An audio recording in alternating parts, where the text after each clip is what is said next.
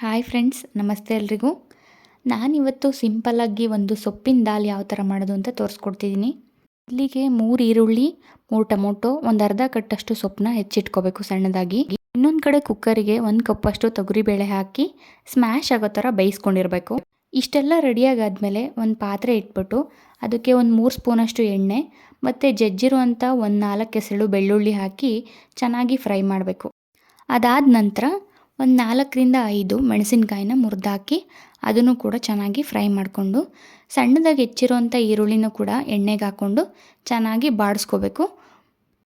ಈರುಳ್ಳಿ ಚೆನ್ನಾಗಿ ಎಣ್ಣೆಲಿ ಫ್ರೈ ಆಗಾದ್ಮೇಲೆ ಅದಕ್ಕೆ ಸಣ್ಣ ಕಟ್ ಮಾಡಿರುವಂಥ ಟೊಮೊಟೊ ಏನಿದೆಯಲ್ಲ ಅದನ್ನು ಕೂಡ ಸೇರಿಸ್ಕೋಬೇಕು. ಆ ಟೊಮೊಟೊನೂ ಕೂಡ ಎಣ್ಣೆಲಿ ಚೆನ್ನಾಗಿ ಫ್ರೈ ಮಾಡ್ಕೋಬೇಕು. ದಾಲ್ಗೆ ಟೇಸ್ಟ್ ಕೊಡೋದೇ ಈ ಥರ ಫ್ರೈ ಮಾಡೋ ಅಂಥದ್ದು.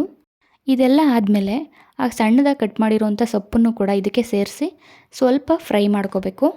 ಇದಕ್ಕೆ ನೀರು ಹಾಕೋ ಅವಶ್ಯಕತೆ ಇಲ್ಲ, ಅದರಲ್ಲೇ ಸ್ವಲ್ಪ ನೀರು ಬಿಟ್ಕೊಳ್ಳುತ್ತೆ. ಹಾಗಾಗಿ ಚೆನ್ನಾಗಿ ಫ್ರೈ ಮಾಡಿಕೊಂಡ್ರೆ ಸಾಕು. ಇಷ್ಟೆಲ್ಲ ಆದಮೇಲೆ ಇನ್ನೊಂದು ಕಡೆ ಏನು ಬೇಳೆನ ಬೇಯಿಸ್ಕೊಂಡಿರ್ತೀವಲ್ಲ ಅದನ್ನು ಚೆನ್ನಾಗಿ ಸ್ಮ್ಯಾಶ್ ಮಾಡಿ ಇದಕ್ಕೆ ಸೇರಿಸ್ಕೋಬೇಕು. ಇದ್ರ ಜೊತೆಗೆ ನಾನಿಲ್ಲಿ ಖಾರದ ಪುಡಿನ ಯೂಸ್ ಮಾಡ್ಕೊಂಡಿದ್ದೀನಿ. ಬೇಕು ಅಂದವರು ಹಸಿಮೆಣಸಿನ್ಕಾಯಿ ಕೂಡ ಹಾಕೋಬೋದು. ಜೊತೆಗೆ 2 ಸ್ಪೂನ್ ಧನಿಯಾ ಪೌಡರು, ಸ್ವಲ್ಪ ಉಪ್ಪು, ನೀರು ಹಾಕ್ಕೊಂಡು ಬೇಯಿಸ್ಕೊಂಡ್ರೆ ದಾಲ್ ರೆಡಿ ಆಗುತ್ತೆ.